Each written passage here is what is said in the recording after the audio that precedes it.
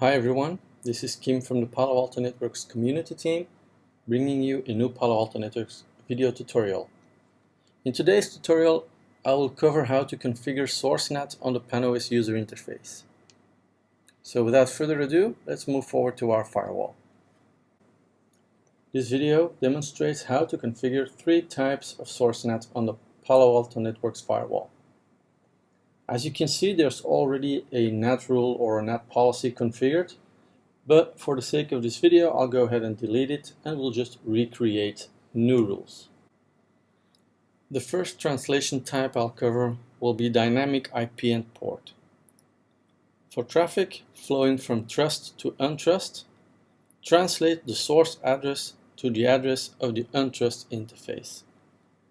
So for those who are paying attention, they will notice that the untrust interface is using private IP address space, but just bear with me for the sake of this tutorial and pretend that the untrust interface is a public IP address. So in this scenario, ports will be dynamically allocated to enable the use of a single external IP address, and you'll get a translation like the example shown, where the internal IP addresses will be translated to the same external IP address but using a different port. So to set this up, go to the Policies tab, go to NAT, and click Add. Enter a rule name. On the following tab, select your source and destination zones.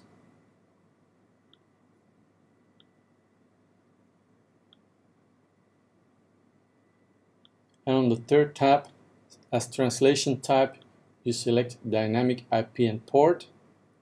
For address type, select interface address. Select the appropriate interface, which is Ethernet 1/1 in this case, and select your IP address. Click OK to finalize it, and your NAT rule will show up. The following scenario explains traffic flowing from trust to untrust, where the source addresses are dynamically translated to a pool of IP addresses. This example identifies two trusted IP addresses that you see on the left side and a range of two IPs for dynamic IP translation on the right side on the untrust side.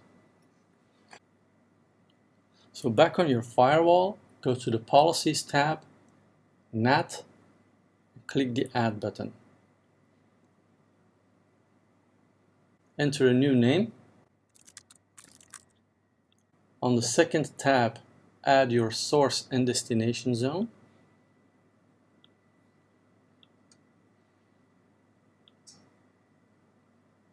And add the source IP addresses you would like to have this applied to. On the third tab, as translation type, you select dynamic IP and add the addresses for the translated address pool.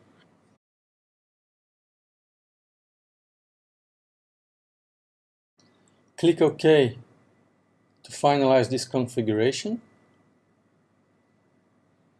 Now note that NAT rules are processed top-down, so the more specific rule should be at the top.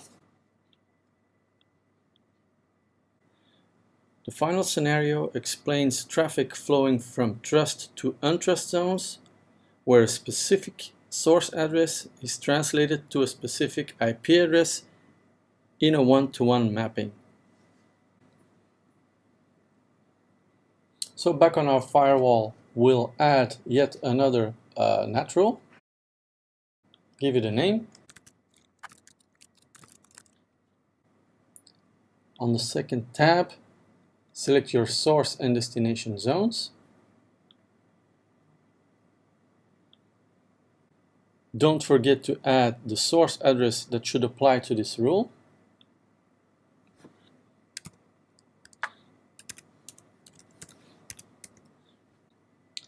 And on the third tab, for translation type, select static IP address and enter the IP address for the translation.